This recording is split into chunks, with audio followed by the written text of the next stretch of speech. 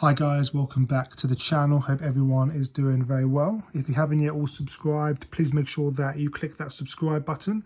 Got lots more videos and events planned very soon, so please all stay tuned for that. If you haven't yet checked out the Abarth Festival that I went to last weekend, please go and check it out. I'll leave a link in the description for that.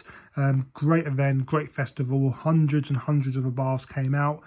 So yeah, please go and check it out now. Really cool event, and I look forward to going on more Abarth festivals or Abarth days soon. But in today's video, it is back to the model car content. Now, over the last couple of months, I've seen a few comments now, kind of with the same type of theme around BBR models. So I've got a few of my BBR models out on the table now. As you guys know, I've got a few more as well, but these key ones here that I wanted to discuss with you. Now, as you guys probably noticed, like me, BBR are re-releasing their old resin models in die-cast form. So I think if you've bought a BBR model in the past, or if you're kind of subscribed to their newsletter, I think yesterday they dropped the die-cast version of the Ferrari Aperta in pretty much exactly the same spec as I've got in the resin model. It is the really nice triple layer white with the black pinstriping all around the front, around the cabin and around the engine bay too. And it is exactly the same, but it is a die-cast version. So it's a fully opening 1/18 scale model car. So the front bonnet opens up, the doors opens up, the engine opens up, and it's starting to question, if you're one of the 36 that bought this exact specification in 2017 like me, what's that going to do in terms of the values of these resin models now, if they're just going to keep re-releasing models in exactly the same specification but just in different forms, a die-cast form. These are quite exclusive, quite rare, particularly in this specification. This is number 7 out of 36 pieces like this, and it's probably one of my favorite ever models in my collection. Now, I'm not too fast because, as I say, I'm never selling this model or any of the models on the table, so the prices don't really bother me. But I'm just thinking, if they're going to keep re-releasing models, why am I going to keep buying BBR models? I've got my eye on the brand new SF90 X Extra Dially that BBR are probably going to make, but should I buy the resin model, or should I just wait and buy the die-cast model when I know they're going to do it down the line? So it's starting to make collectors question what BBR are doing, just continuously re-releasing models. And it's also the same story with the Ferrari F12 TDS as well. They made the resin model like this. Like, I bought this one in 2016, so I've bought these models. I've had these models an awful long time now. As I say, they're not for sale. I'm never going to sell them, but they've released a ton of F12 TDS in die-cast form, BBR, over the last year or so, all in different specs, all in different colors, and it does make you question, what is the value now of the old resin models? Are they more desirable? Are they less desirable? Are collectors looking for the die-cast versions of these two model cars rather than the resin models? It's starting to kind of question the market right now. I still think they will remain strong. The die-cast prices are quite high. Just to give you some context, for the Ferrari Aperta, as I say, I bought this 2017. I paid €300 for this model car.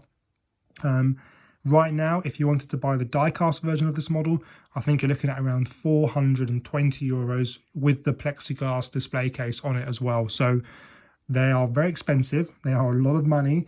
The new die-cast models, I might buy one just to see whether the quality is as good as the resin models, and do a bit of a comparison video between the two. I have kind of got my eye on the white Ferrari Aperta. I think it would be good to have a direct comparison between two identical cars, just one being resin and one being die-cast, just to do a back-to-back from BBR. But they've definitely made them on these two, and it's starting to make me question whether they're going to do exactly the same on some of their newer models that they've released. So this is probably This is my latest BBR model that I've got, the Ferrari F50. Had this for a few months now, and it's just going to make me question, you know, come Christmas time or come early 24, will they do a die-cast version of the F50? I'm not sure, probably. I understand why they're doing these die-cast versions of the resin models that they've already done. I understand it's for revenue, it's for making these kind of big selling cars like the F50, like the LaFerrari, over and over again so they can continuously sell them. However, they've got to be careful because their main selling point is exclusivity and rarity in models. So if that's going to go out the window, then for me, that's going to question whether I buy more BBR models. If they're going to keep making models in different specs, resin models, die-cast models, I'm probably going to focus on MR collection models rather than buying BBR models.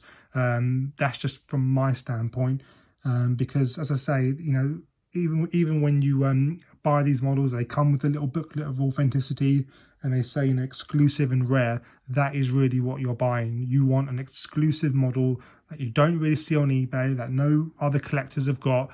So that is the real kind of point that I'm trying to make. If they're going to lose their kind of key foundations in terms of exclusivity and rarity in models, then what is their main USP? What is their main kind of thing that they're going for collectors? So that's just kind of a bit of fuel for thought. As I say, I'm expecting quite a few comments in this video as well. So keen to hear where everyone is coming from on this topic. And also, as you guys know, the Paganis as well. Some of these Pagani models, like I've got the Huayra on the turntable. This is probably the rarest BBR model that I've got. This is kind of 1 out of 24 pieces worldwide in this spec. So like the LaFerrari Aperta, are they just going to come and do exactly the same spec in metallic orange with nice carbon fiber and just do a die-cast version and make 100 of them and just completely saturate the market online? So it's kind of a two-way sword at the moment, I think. I think on one hand it's good for collectors who missed out on the opportunity to buy these model cars 5, 6, 7 years ago, but on the other hand, for the collectors that did buy those cars in 2016, 2017, it's not I don't think it's a particularly good thing. I think once they've made the car and they've made it in that spec, they should not repeat it again, regardless if they're making it in a die-cast form or another resin form. I think it's a bit of an insult to collectors who have already got them, because that's what they bought. As I say, they bought that rarity in that model. But again, I'll sit on the fence with the Pagani models because I haven't yet seen them come out. What did spur me on to make this video is getting an email from BBR saying, do you want to put a pre-order down on a LaFerrari Aperta fully die-cast? And I just thought to myself, I've got exactly the same model already in resin form. Why are you making it in exactly the same spec in a die-cast form? So I don't know what the numbers are going to be in terms of how many they're making. I can see them making probably around 100, 150, maybe 200 models, or maybe even more, depending on how popular it is.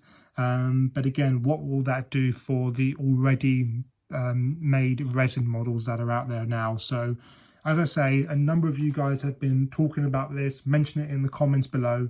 So that's what's kind of spurred me on to do a quick video about BBR, why they are re-releasing resin models in die-cast form, and what's that going to do to the market. Number one, what do collectors think, and what will that do for the longevity of BBR models? So let me know in the comments below. Even if you completely disagree with me, let me know. Quite keen to hear everyone's thoughts on this. As I say, quite controversial. I can see the positive in this for people who missed out on the opportunity, and then also the negative, like me, who's kind of got most of the old school BBR models that are rare and exclusive and have gone up in value, and now they're just going to re-release them all in die-cast models. What will that do? Now, as I say, I don't buy models to flip them. I've had these models for, as I say, a long time, many years. They're never ever going to be for sale.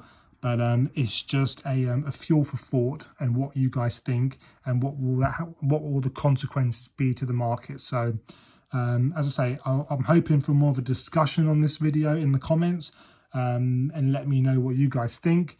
As I say, please like, please subscribe, please share. More importantly, please comment down below, and I'll see you guys very, very soon for more videos to come soon. See ya.